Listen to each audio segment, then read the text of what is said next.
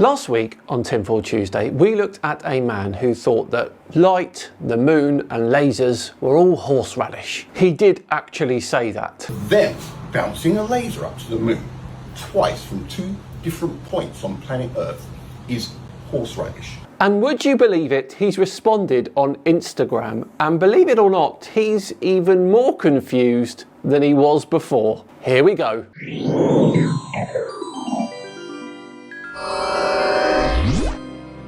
Hello all and welcome along to another episode of Tinfoil Tuesday with me, Simon Dan. Thank you very much for joining me. Right, let's crack on with today's video, and as I said earlier, it is a response from Indigoc12 on Instagram. Now, he's not taken my video on him very well at all. Now, if you didn't see it, he was looking at this picture here. He was claiming that the lasers were at a 90-degree angle roughly, and then he used Pythagoras to prove it isn't real. I know, right? Let's dive into his response, shall we? Well, Happy New Year, Simon Dan and your bunch of merry men. So let's have a little closer look at this two laser shots at a lunar orbiter. Two laser shots that are both traveling, if they are 100 meters or 200 meters or a mile apart, these lasers are both traveling 239,500 miles, right? That's in miles. That means the length of this one has to be the same as the length of this one, give or take. Yes, totally agree. If two lasers are shot towards the moon, then they are pretty much travelling the same distance. There is no way that somebody's on the roof, maybe, for example, right? And it looks like it's a short laser because he's on the roof, he's standing on the roof, right? And just a couple of hundred meters away and just firing up. It doesn't work like that. First of all, your first right angle is that and that. That there. That is your first right angle. This is taken at an angle, right? So that's your first right angle. If you tilt this up like this, so it's level like it should be, that means the laser raises up at an angle of 45 degrees because this right angle here is split by the laser. Okay, that is just the perspective of the photographer. The angle of the lasers depends on where on Earth you are shooting them from and where the moon is in its orbit. Now, at the Goddard Geophysical and Astronomical Observatory, this could be anything from 30 degrees to 90 degrees. Again, depending on where the moon was at the time. So if this is the way it should be and comes up here like this and it's level, this laser rises as well, and that is not a straight up shot. If it was going straight up, it would be going up like that. Okay, great. Well, as I said, depending on where the moon is in its orbit would depend on the angle the laser was shooting from. At the moment, this proves nothing, by the way. Wouldn't it? It would be going up like that bar, because that is vertical.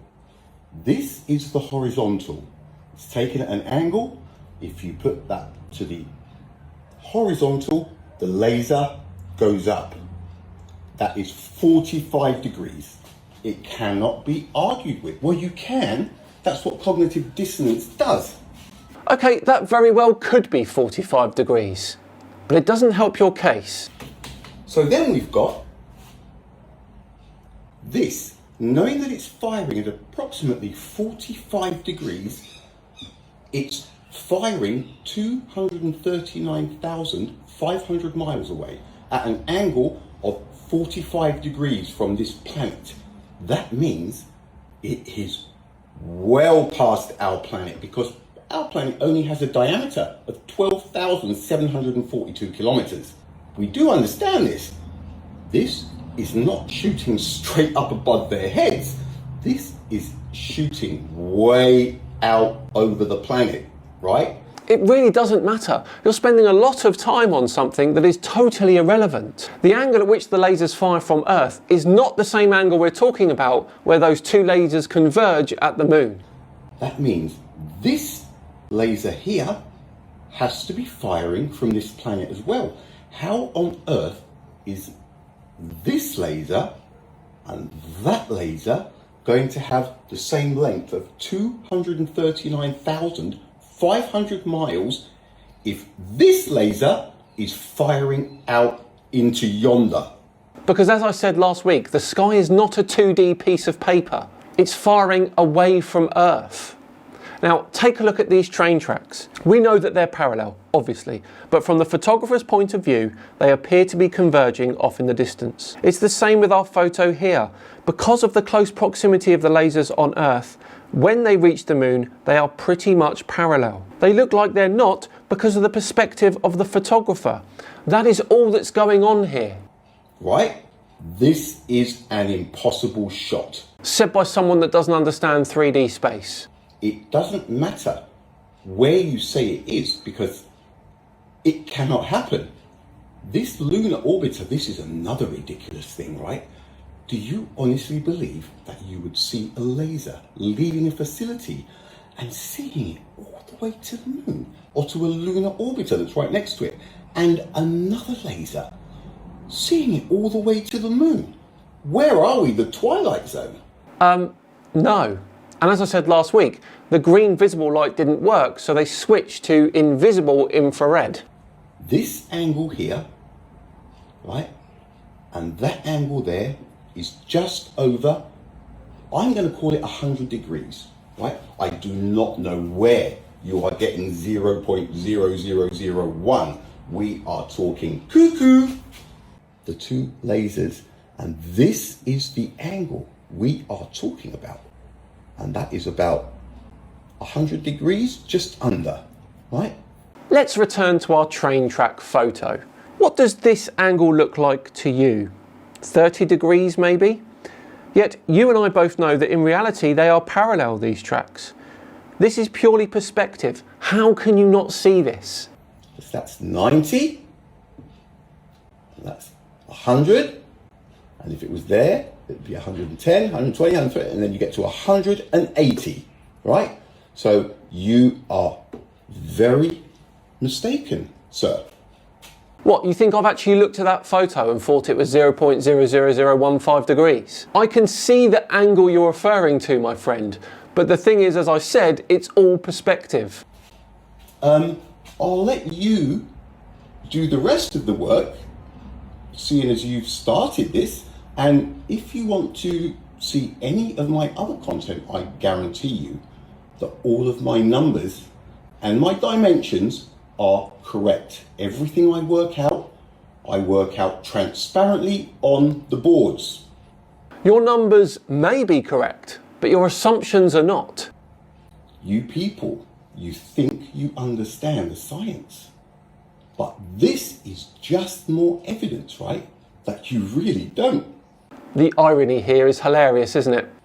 So it's like those people that laugh at jokes. You can change the end of a joke, right? But they still laugh, don't they? Because they're not actually listening.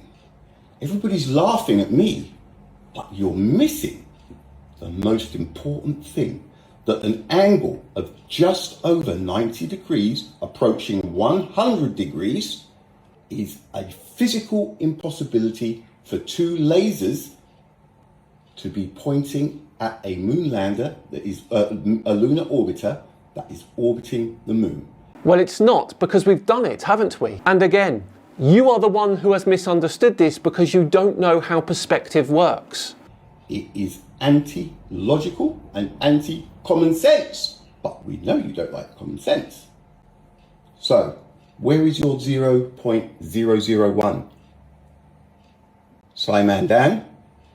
Well, actually, I was wrong on this. The two lasers come from the Goddard Geophysical and Astronomical Observatory and the main Goddard Space Flight Center. Now, these are around 3.5 kilometers apart, which means at the moon, those lasers are separated by an angle of 0.00052 degrees. So, still really, really, really small and very close to parallel. There isn't one. You honestly do not know what you're talking about. None of you do. I feel like this has hurt his feelings a bit. He seems quite annoyed, doesn't he? Any of you who thinks this is a real photograph, with this angle, 2 lasers firing from Earth at 239,500 miles, no, it's impossible. So I bid you a happy new year, and yeah, please, punch something back to me. I want to see you. I want to hear you wriggle out of this. Sigh? Man, damn.